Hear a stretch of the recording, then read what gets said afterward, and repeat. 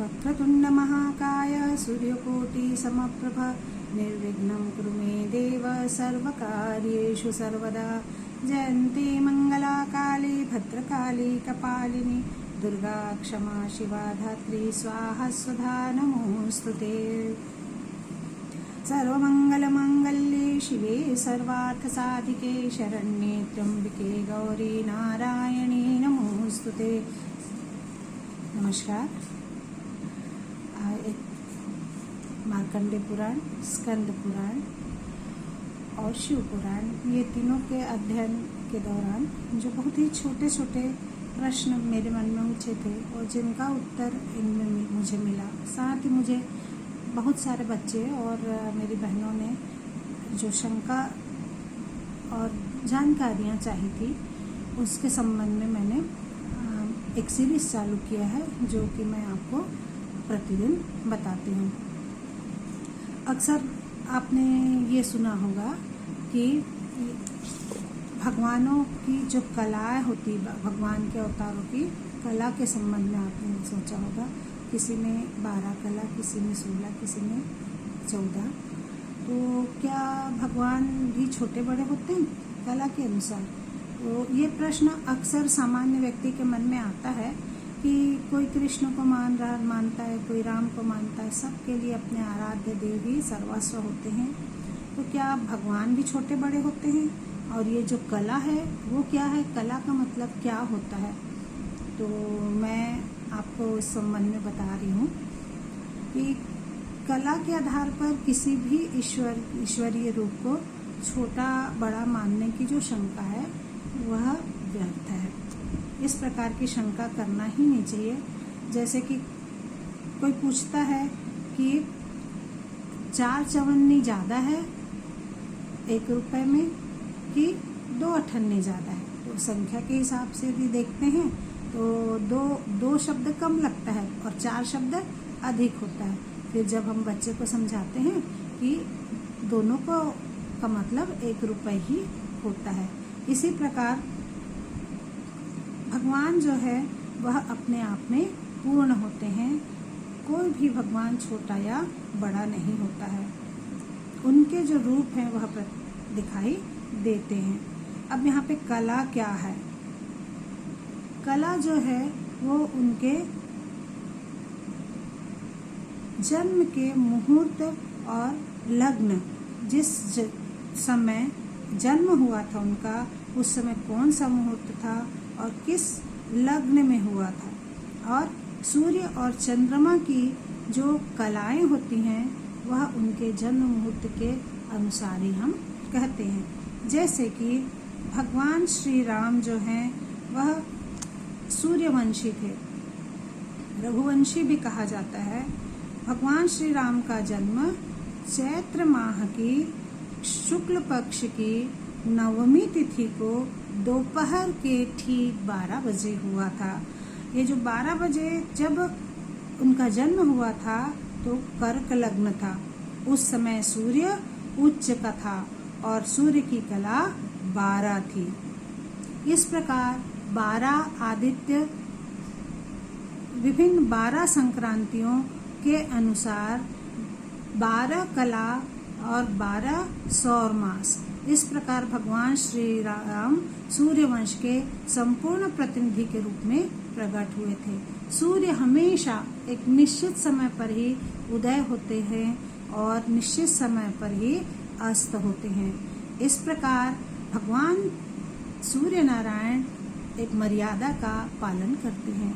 तो उन्हीं के लग्न में भगवान और उन्हीं के वंश में भगवान का जन्म हुआ था।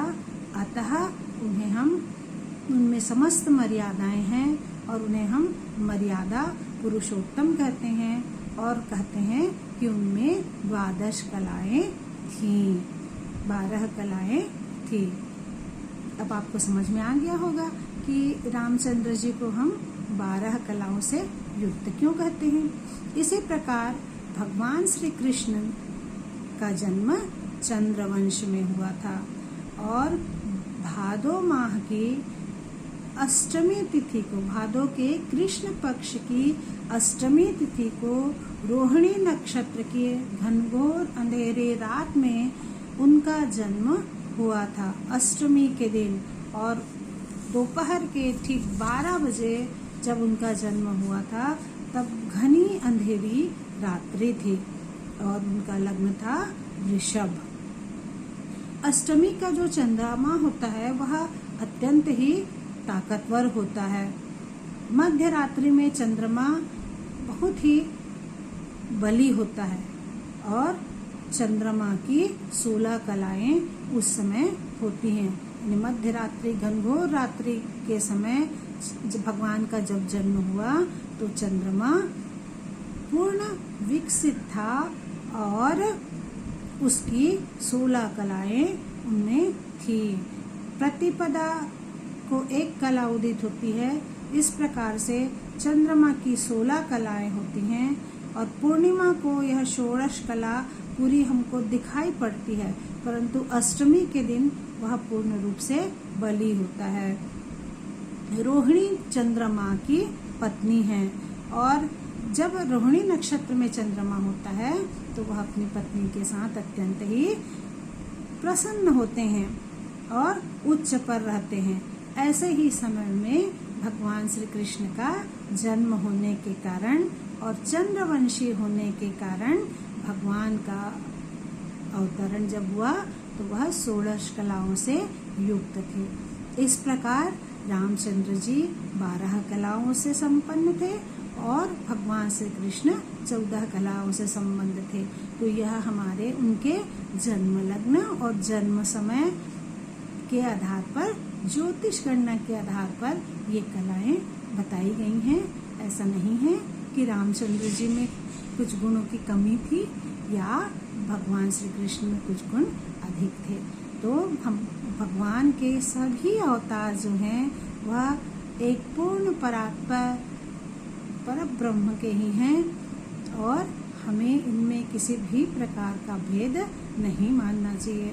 हमें अत्यंत ही श्रद्धा और भक्ति के साथ भगवान के सारे अवतारों को पूर्ण अवतार ही मानना चाहिए। मुझे आशा है कि अब आप लोग की शंका का समाधान हो गया होगा, है ना। तो प्राय मुझसे ये बच्चियां ना ये प्रश्न को करती हैं कि रामचंद्र जी से कृष्ण जी बड़े हैं क्या, या रामचंद्र जी से ज्यादा कृष्ण जी में गुण हैं क्या। ऐसा कुछ भी नहीं है और सूर्य हमेशा मर्यादा में रहते हैं। 12 कलाएं होती हैं। कृष्ण जी का जब जन्म हुआ था तो अंधेरी रात में हुआ था। चंद्र की अष्टमी के दिन, अष्टमी को चंद्रमा की 16 कलाएं पूर्ण खिली हुई होती हैं। ये इसका कारण है। दूसरा प्रश्न जो अक्सर मुझसे कहा जाता है कि हमको मूर्ति की पूजा करनी चाहिए कि नहीं करनी चाहिए, हम मूर्ति पूजा क्यों करते हैं, यदि हम मूर्ति पूजा ना करें तो क्या भगवान हमारी पूजा को नहीं ग्रहण करेंगे। तो इस संबंध में मुझे ऐसा लगता है कि मूर्ति की पूजा आप नहीं करेंगे तो भी भगवान का स्मरण करने से, भाव से ही भगवान आपके भावना को ग्रहण करेंगे। परंतु होता क्या है, मन जो है वह अत्यंत चंचल है, किसी एक चीज में स्थिर नहीं होता है ना। यदि शुरुआत में कोई भक्त सीधा सीधा निर्गुण निराकार ब्रह्म की उपासना में लगेगा तो उसका मन भटकेगा और वह भगवान के प्रति कभी भी एकाग्र नहीं हो पाएगा और साथ ही साथ भाव भी उसके अंदर, भक्ति भी उसके अंदर उत्पन्न होने में समय लगेगा। उसको उसके लिए बहुत ही अधिक साधना करनी पड़ेगी। परंतु मूर्ति की रखने से मन धीरे धीरे स्थिर होने लगता है। जब तक साधक का मन स्थिर ना हो तब तक उसको मूर्ति पूजा करनी पड़ती है और मूर्ति पूजा के द्वारा वह अपने आराध्य के स्वरूप में अपने मन को स्थिर कर लेता है। हमारे मनोविज्ञान के अनुसार यदि हम पूरी भक्ति को भावना के साथ करते हैं तो भावना के लिए हमको साकार रूप की आवश्यकता पड़ती है। और जब हम साकार रूप में अपनी भावना को दृढ़ कर लेते हैं तब फिर हम उस निराकार रूप में पहुंच जाते हैं। जैसे बच्चा अपनी माँ को देखते रहता है, वो पहचान जाता है कि मेरी माँ है। चित्र को देखेगा तो भी पहचान जाएगा और हंसने लग जाता है माँ को देख के। रोता हुआ बच्चा जैसे ही माँ के स्वरूप को देखता है वह मुस्कुराने लगता है, उसके सारे उद्वेग शांत हो जाते हैं, उसका रोना शांत हो जाता है और उसको अपनी माँ के ऊपर अत्यंत विश्वास हो जाने के कारण वह आनंदित होकर सारे उद्वेग से, दुख से, क्रोध से मुक्त होकर सो जाता है। तो इस प्रकार हमें अपने आराध्य को प्राप्त करने के लिए उसके विग्रह की या उसकी प्रतिमा की आवश्यकता होती है ताकि हमारा मन उधर आकृष्ट हो और हमारी भावना वहाँ तक पहुँचे और हमारा मन अपने इष्ट में एकाग्र हो जाए। जिस प्रकार अपने पिता के चित्र को देखकर बच्चा पहचान लेता है, उसके अंदर सम्मान, प्रेम, आदर की भावना प्रकट होती है और उस चित्र को देखकर पिता के न रहने पर भी वह उस भावना से ओतप्रोत होकर अपना आदर प्रकट करता है।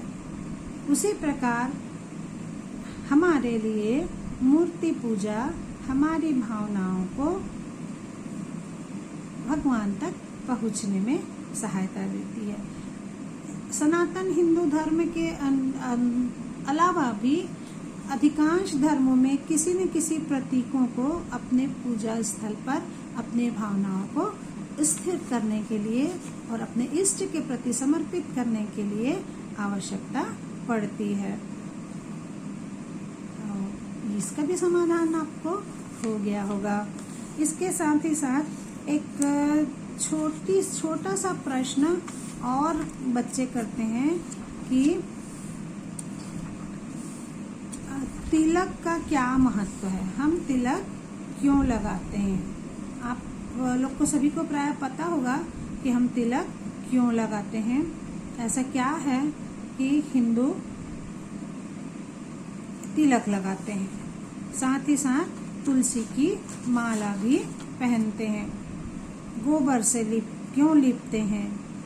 पवित्र करने के लिए हम पूजा से पहले गोबर से क्यों लीपते हैं, हम माला क्यों पहनते हैं, हम रत्न क्यों धारण करते हैं, हम चप्पल जूते पहनकर भोजन क्यों नहीं करते हैं, हमको दिन में सोने को क्यों मना किया जाता है, हमको किसी दिन के अनुसार तेल मालिश नहीं करने को कहा जाता है, हमको वस्त्र सहित स्नान करने को क्यों कहा जाता है, साथ ही साथ हमें ब्रह्म मुहूर्त में उठने को क्यों कहा जाता है। इस प्रकार के जो प्रश्न हैं उन सब प्रश्नों का उत्तर मैं आपके पास अवश्य लेकर आऊंगी। और ये जो सारे प्रश्न हैं ये हमारे वैदिक विद्वानों के द्वारा प्राप्त पुस्तकों में मिल जाएंगे। आपको वैदिक जो विद्वान हैं वे विद्वानों के द्वारा लिखित पुस्तकों में भी इनके उत्तर मिल जाएंगे, परंतु अभी की स्थिति में हर किसी के पास ये पुस्तकें उपलब्ध नहीं होती हैं और कुछ चीज़ें एक सुनकर भी हमको ज्ञात हुई हैं। तो इस प्रकार जो मुझे ज्ञात है, कुछ विद्वानों को पढ़ के, कुछ पुराणों को पढ़ के, कुछ वैदिक साहित्य को पढ़ के, वह सब मैं आपके सामने इस श्रृंखला के रूप में प्रस्तुत करूंगी। आप इन सारे प्रश्नों के उत्तर के लिए मेरे इस YouTube चैनल को देखते रहिए।